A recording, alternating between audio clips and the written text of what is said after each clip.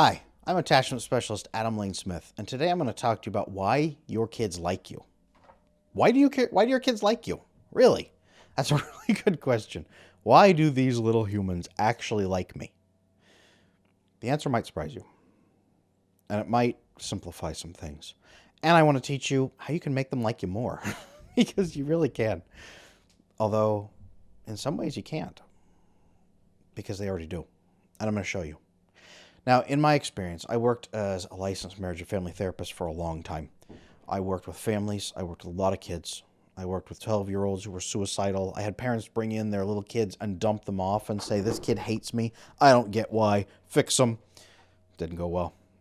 But I worked with a lot of kids. And let me tell you the flat, honest truth. Kids love their parents. Little kids are born automatically loving and liking their parents. Now, they need them. Moms. Mom is the first human being, the first other that you experience.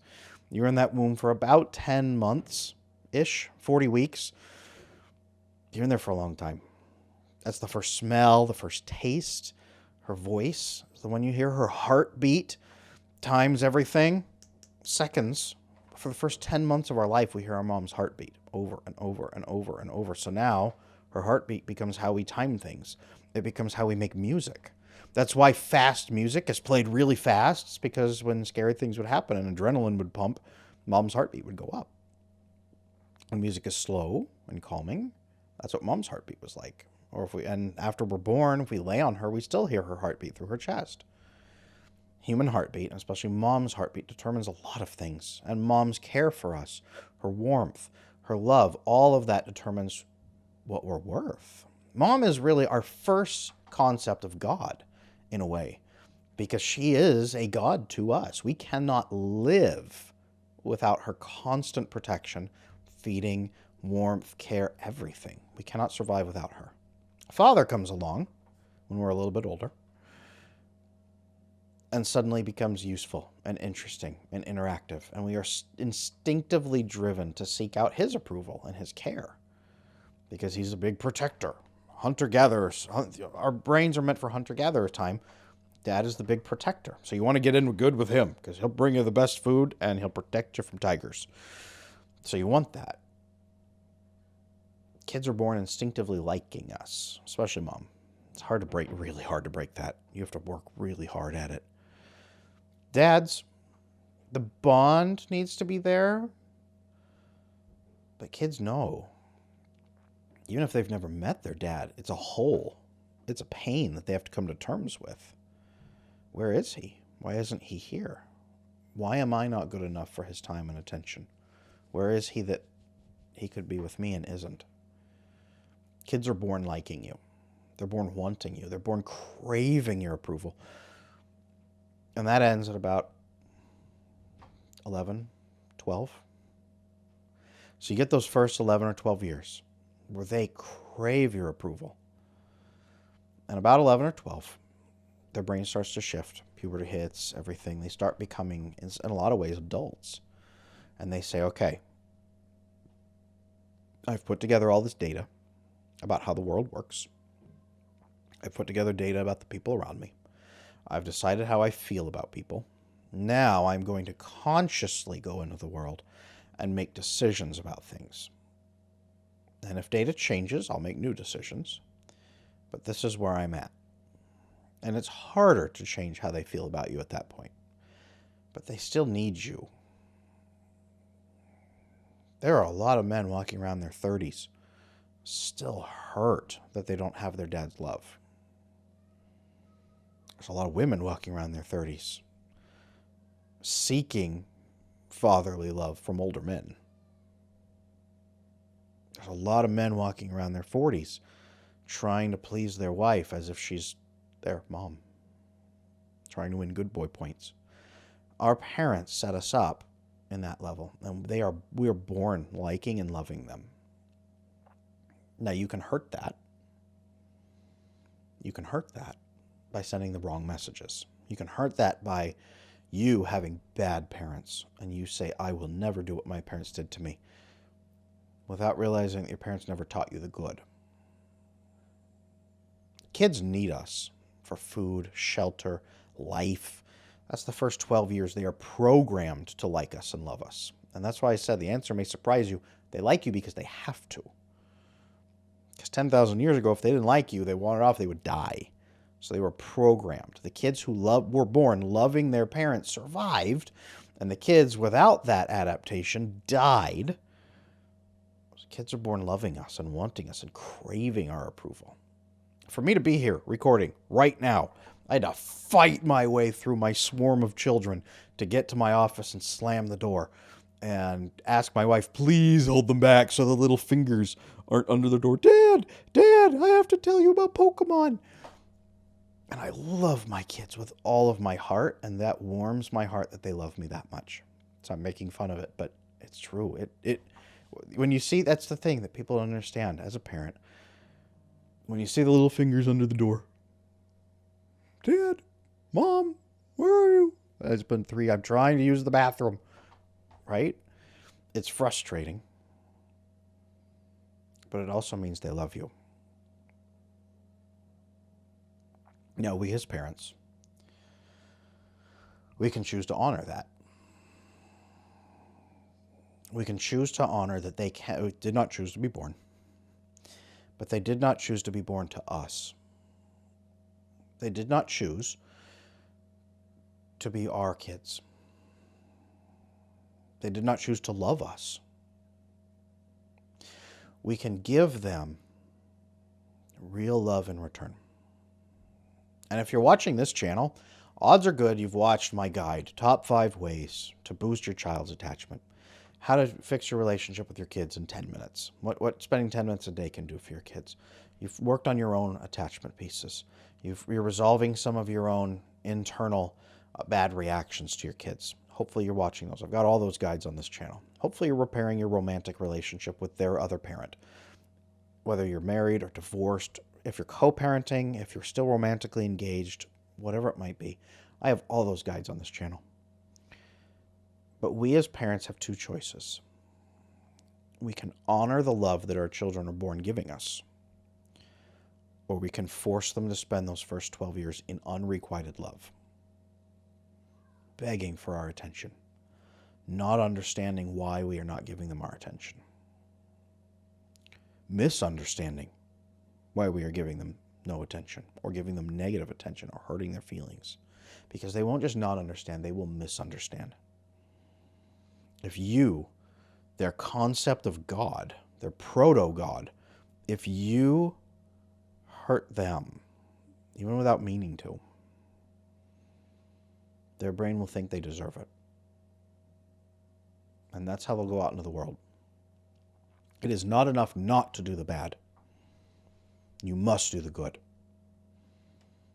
You must love them. You must act with love upon them. You must treat them with the level of priority that you would give to your crush, your new romantic partner, a new partner that you are enthusiastic and joyful to be with and just can't stand to be away from, texting, conversing, spending time with. That is how we have to be with our kids. That is the same spirit you should approach your children, because they approach you with that. They can't stop thinking about you.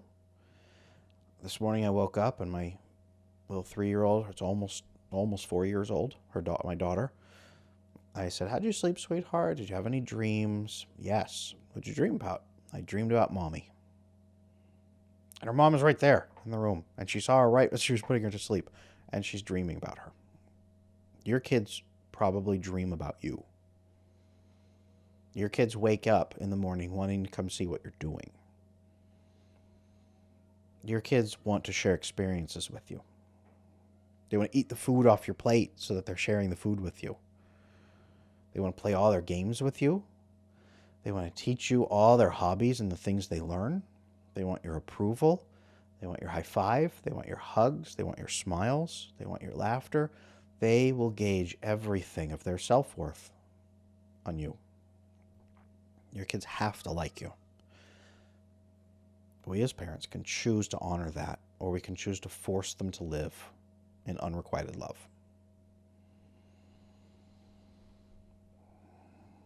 So how do we fix that? We fix ourselves. We honor that, and we think about how will this affect them for the next 80 years. Because they chase us for the first 11, 12 years. We chase them after that every moment until we die. We pick up our phone and we call them and they don't call us back. And we wait for them to call us back. And we text them and they don't. And they're out living their life and they're 20, they're 30, they're 40. We're getting older and older and we miss them. And they move away to another state and they have grandkids and we don't get to see them. Then what happens when you're old? Who will you live with when you're sick? Who will take care of you? Will you get put in an old folks' home? Will you spend the last 10 years of your life in a wheelchair in an old folks' home? Will you commit suicide just to try to avoid that? Blow off your last 10 years just because there's not going to be anyone there? Your children living in unrequited love will hurt them, and it will destroy the second half of your life. So, watch my earlier guide, Top 5 Ways to Boost Your Child's Attachment. Watch my earlier guide, How to Stop Those Anger Outbursts. Watch my earlier guide, What is Attachment? How does broken attachment threaten your relationships? Read my book on Amazon. It's $5. Slaying Your Fear. It's 100 pages. I wrote it for people who hate reading.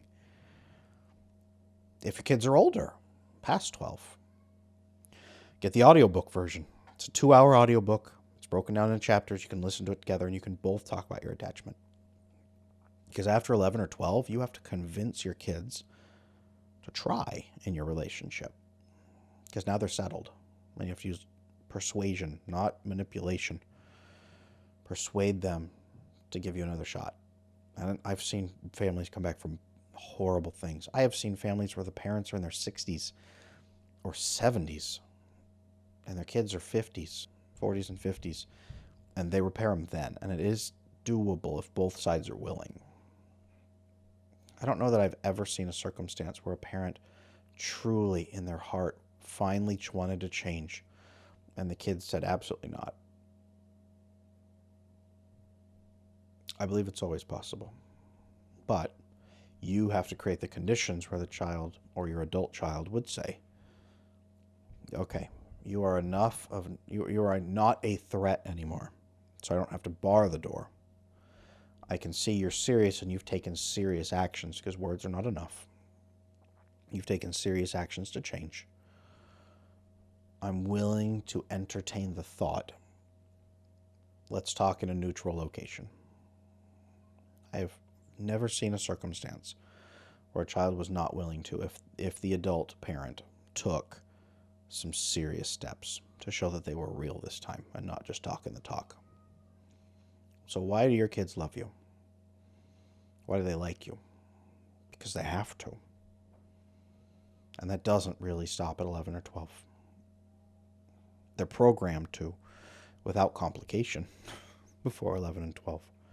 After 11 and 12, it is still complicated. But they still have to. That is still in them. You can force your child to live in unrequited love that will never, ever stop hurting. Or you can give your kid good attachment by reading my book, by fixing your own attachment. My book will show you the good things to do. Guides on here will show you the good things to do. My top 5, I keep saying it, top 5 ways to boost your child's attachment. That will give you 5 concrete ways to start doing the good. The good that you probably missed. The good that you probably are here on this channel because you realize you missed. So go check that out for your kids. They really do care about you. Even if they're adults and they're hurting and they don't want to take your calls and you think that they would never in a million years ever want to hear from you again, I suspect they do. But only if you fix it. Only if you listen to them, to what is hurting them, to what made them run away in the first place. The changes you can make, you have to take those actions, take those steps, and prove it first so you can bring data. Bring real data that shows words mean nothing. And the older they get, words mean even less. Because probably when they were little, you used a lot of words. So, if that's you, if you're an adult, hopefully, if you have kids, if your kid's 10, you've got time. If your kids are 2, start now. Start now. Do the good. Do the good so you never, ever, ever have to wonder at 70, are my kids even going to be there for me? Do the good so that they don't suffer. You can choose to give your kids a backing of love and warmth and strength that will provide for them emotionally and mentally through their entire life, even after you die, because they will remember your love. Or you can choose a lifetime of suffering and unrequited love for them that they will carry forth and have to use and hold as a burden for the rest of their life. Your kids have to like you at the start. What are you going to do about it? Thank you for watching. I'm Adam Lane Smith. Please like, comment, subscribe, help the channel grow. Watch this with the other parent. Whatever's going to work. If you're an adult and you have adult kids, maybe watch this with them. That might be helpful. Sometimes the hardest part is finding a shared language to articulate what you are experiencing and saying, this is what I feel. This is what I want with us. I'm sorry that I never made myself clear. Here's what I want to do about it. Sometimes that's the best thing you can do. Thank you.